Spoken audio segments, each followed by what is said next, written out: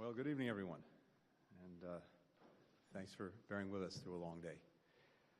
So this is my fourth trip to Israel since the Hamas terrorist attacks of October 7th. On my last visit here, I discussed the potential for humanitarian pauses to facilitate the release of Hamas's hostages, the surge of humanitarian assistance, the protection of Palestinian civilians. And I said that there were a number of issues that needed to be worked through, but that the United States was committed to achieving these goals. Today marks the seventh day of the humanitarian pause in Gaza that the United States worked closely with Israel, Qatar, and Egypt to put in place. The seventh day that hostages have been freed and are returning home to their families.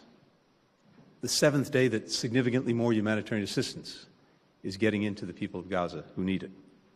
And the seventh day that civilians in Gaza have been able to move to safer areas. I've come again here today to advance a number of goals.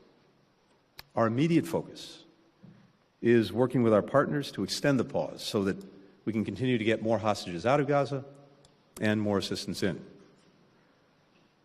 We share the elation, the relief of the families from more than a dozen countries, including the United States, who've been reunited with their loved ones.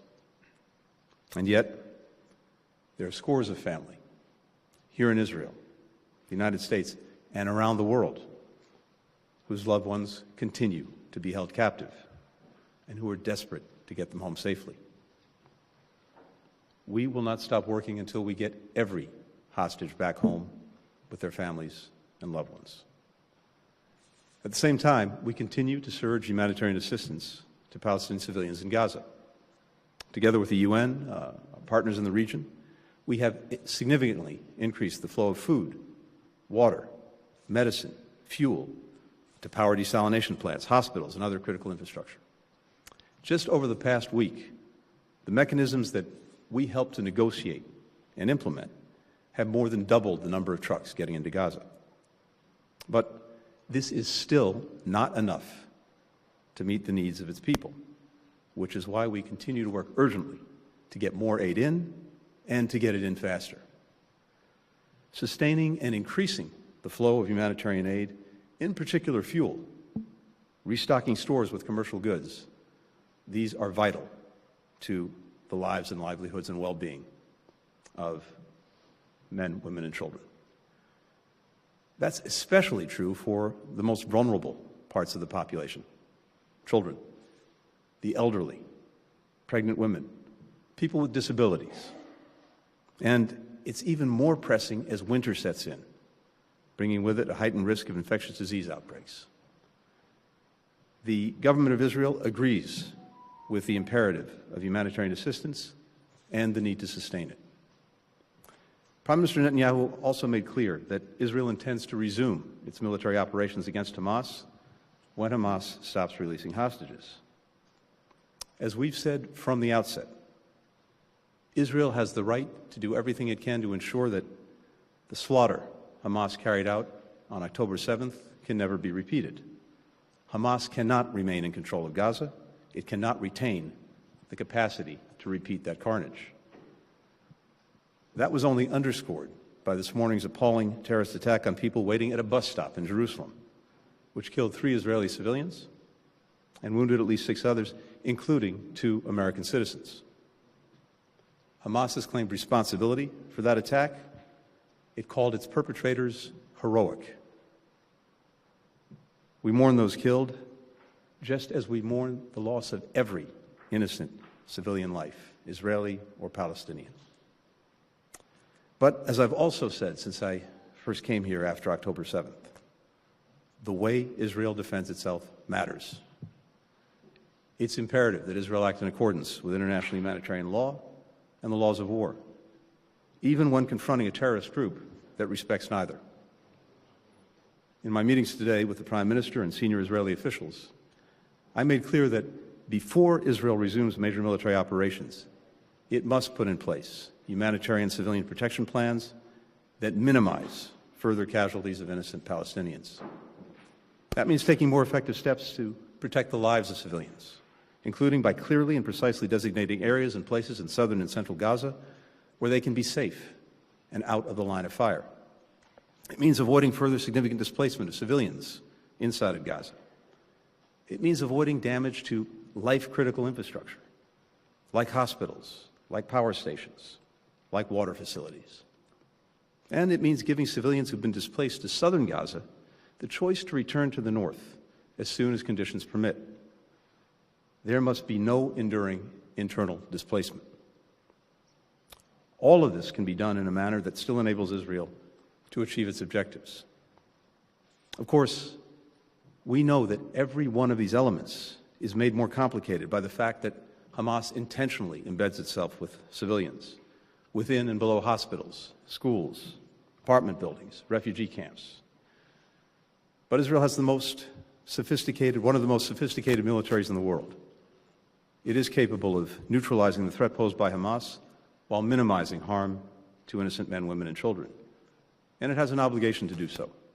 Ultimately, that's not just the right thing to do, it's also in Israel's security interest. The Prime Minister and members of the War Cabinet agreed with the need for this approach. We discussed the details of Israel's ongoing planning, and I underscored the imperative to the United States that the massive loss of civilian life and displacement of the scale that we saw in northern Gaza not be repeated in the south. As I told the Prime Minister, intent matters, but so does the result. At the same time, Hamas has choices too. Hamas could immediately release all of the hostages it holds. It could stop using civilians as human shields and stop using civilian infrastructure to stage and launch terrorist attacks. Hamas could lay down its arms, surrender the leaders who were responsible for the slaughter, the torture, the rapes of October 7th. Hamas could renounce its stated goal of eliminating Israel, killing Jews, and repeating the atrocities of October 7th again and again and again. Meanwhile, everyone around the world who cares about protecting innocent civilians, innocent lives, should be calling on Hamas, indeed demanding of Hamas, that it immediately stop its murderous acts of terror and deplorable use of innocent men, women, and children as human shields. In our meetings with Israeli leaders here and in Jerusalem, and Palestinian leaders in Ramallah, we discussed our continued focus on preventing the conflict from spreading, whether to the West Bank, to Israel's northern border, or to the broader region. I raised our deep concerns about steps that could escalate tensions in the West Bank, including extremist settler violence and proposals from parts of the Israeli coalition government to further expand settlements. I made clear our expectations about addressing these issues. We also focused on what we can, what we must do now to prepare for the day after the conflict, to create the conditions for a durable and lasting peace, building on the principles that I set out a few weeks ago during the G7 meeting in Tokyo. Breaking out of the cycle of violence, the cycle of conflict, ensuring Israel's enduring security, demands improving the lives of Palestinians in Gaza and the West Bank in immediate, tangible ways, and providing them with a credible path toward their legitimate aspiration for statehood. In our ongoing conversations with Israeli, Palestinian, and Arab leaders, we'll discuss practical steps to make real a just and lasting peace, and what each of us is prepared to do to help achieve it. We have no illusions this is going to be easy. We will surely have disagreements along the way, but if we're going to move forward on practical steps toward lasting peace, lasting security, we have to be willing to work through these disagreements, because the alternative, more terrorist attacks, more violence, more innocent suffering, is unacceptable. That's why the United States is here, and we're leading toward this goal. With that, happy to take some questions. The first question goes to Humaira Pamuk with Reuters. Hello, Mr. Secretary. Good evening. You've just said the U.S. is urging Israel to ensure the protection of civilians before starting its operations in southern Gaza. I'm wondering, You've talked about what you made clear to Prime Minister Netanyahu and the War Cabinet, but what concrete and specific assurances have you gotten from them, if any? Based on what you heard from them today, are you confident Israel will follow the international laws of war in southern Gaza when it resumes its military operations? My second question is, you and others in the administration have repeatedly said that the United States wants to see a revitalized Palestinian Authority to rule Gaza and the West Bank. So could you tell us what exactly the U.S. vision is for a revitalized PA, and does it include a reshuffle in the leadership? Thank you. Great. Thanks, Samara. So, as I said, we made clear the imperative that before any operations go forward in southern Gaza, that there be a clear plan in place that puts a premium on protecting civilians as well as sustaining and building on the humanitarian assistance that's getting into Gaza. And the Israeli government agreed with that approach. There are concrete steps that it's not appropriate for me to detail here tonight that we know and we heard can ensure to the best of anyone's ability that happens.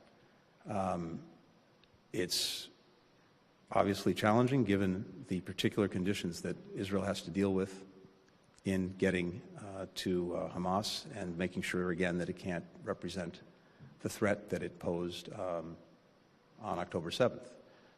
But again, Israel understands the imperative of protecting civilians, the imperative of humanitarian assistance, and will continue to work to ensure that that carries forward in practice.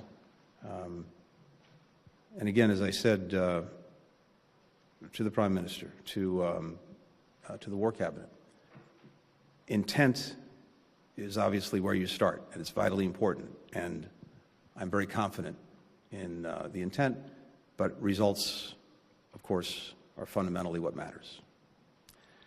With regard to the Palestinian Authority, we've said, and indeed I had an opportunity to discuss today with President Abbas, the need for reform, the need to revitalize, to revamp the Palestinian Authority so that it can most effectively meet the aspirations of the Palestinian people and deliver for them. There are a number of things that go into that, including, for example, reform so that it more effectively combats corruption, that it engages and empowers civil society, that it supports a free press and open media, and a number of other things. Leadership choices, these are, of course, up to the Palestinian people and Palestinians themselves. But there are a number of things that we think would be critical to making sure that, again, the Palestinian Authority can be effective in helping to advance the aspirations and the needs of its people. For the next question, Tal Shalev with Walla. Secretary Blinken, reportedly there are disagreements between you and the Israeli government about the way forward regarding the timetable. Is there a time limit from the U.S. point of view on the operation, on the continuation of the operation in Gaza? And another question, there are about 140 hostages still left in Gaza. Many of them are reportedly severely injured, and yet the Red Cross hasn't yet visited them. Can you clarify if this was indeed included in the agreement, and if it was, why isn't it being implemented, and why is Israel pressured to continue to expand the humanitarian assistance to Gaza while the Hamas does not let humanitarian access to our hostages? Good. Thank you. First part of the question. We support, continue to support, will continue to support Israel's efforts to do everything possible to ensure that Hamas cannot repeat the horrors of October 7th. And that means, among other things, that Hamas cannot remain responsible for governance in Gaza, and it cannot retain the capacity to repeat those attacks. How Israel does it, those are decisions for Israel to make. But as I've said, We also believe it's very important that in engaging in that effort, the way it does matters, makes a big difference. And as we've just discussed, the imperative of putting a premium on protecting civilians and ensuring humanitarian assistance flows into Gaza is something that is vital to us and something that the Israeli government agrees with. On the hostages, I'm not going to get into any negotiations or any agreements, but clearly it would be very beneficial and important for the Red Cross to have access to hostages, to be able to check on their well-being and condition. Having said that, of course, none of that should be necessary because there shouldn't be any hostages in the first place. That horrific part of what Hamas did on October 7th is something that we are dealing with now every single day. The positive development is, as I said, we're now completing the 7th day where hostages have been returned to their families. And that's a very positive and powerful thing. It's something that we want to see continue. And Hamas should release everyone right now.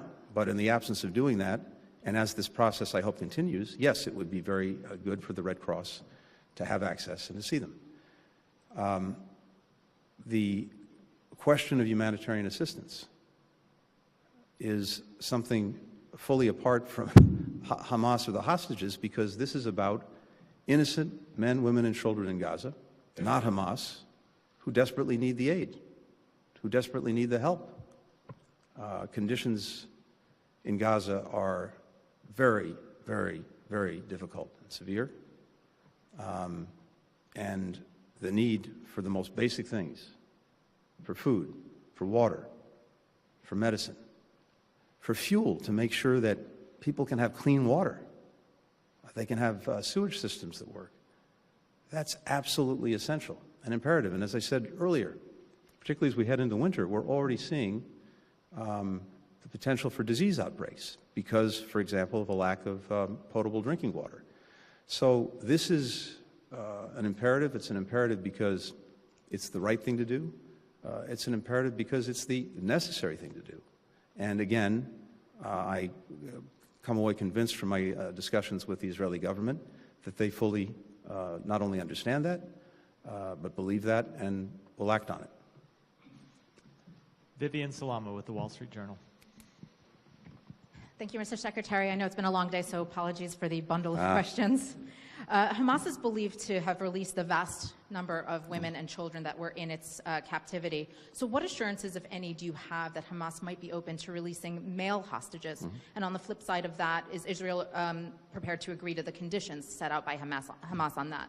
Separately, President Biden has signaled that that the U.S. is prepared to issue visa bans on what he described as extremist Israeli settlers. What is the status of that? And forgive me, one last one on India. Federal prosecutors on Wednesday charged an Indian national in a murder-for-hire scheme targeting a Sikh separatist and activist in New York who's a U.S. citizen. According to the indictment, the assassination plot was organized by an Indian government official. The U.S. Charges come shortly after Canada. Canada's Prime Minister said that the Indian government participated in extrajudicial killing of a Canadian citizen on Canadian soil. Are you concerned that India is turning to tactics that violate international human rights law to silence its critics around the world? Thank you. Thanks, Vivian. So three, not bad. All right. But yes, nice and concise. So on the release of more hostages, look, I can't speak to Hamas's views or its intentions. I can tell you that for the United States, for Israel, for other countries who have their citizens being held captive by Hamas, clearly we want to see this process continue, move forward. We want an eighth day and beyond so that people can be returned to their families. And that applies to all hostages, whatever category they may happen to be in. But it's also up to Hamas. And again, I can't speak to their intentions. I can say that I think this process has clearly been beneficial, and the fact that so many have now been reunited with their loved ones and families is something we, I think, take joy in, but a lot of unfinished business, and we're determined to finish it when it comes to bringing the hostages home. With regard to extremist violence, all I can tell you is this: we're looking to the Israeli government to take some additional steps to really put a stop to this, and at the same time, we're considering our own steps. Finally, with regard to India, first, this is an ongoing legal matter, so you'll understand I can't comment on it in detail. I can say that this is something we take very seriously.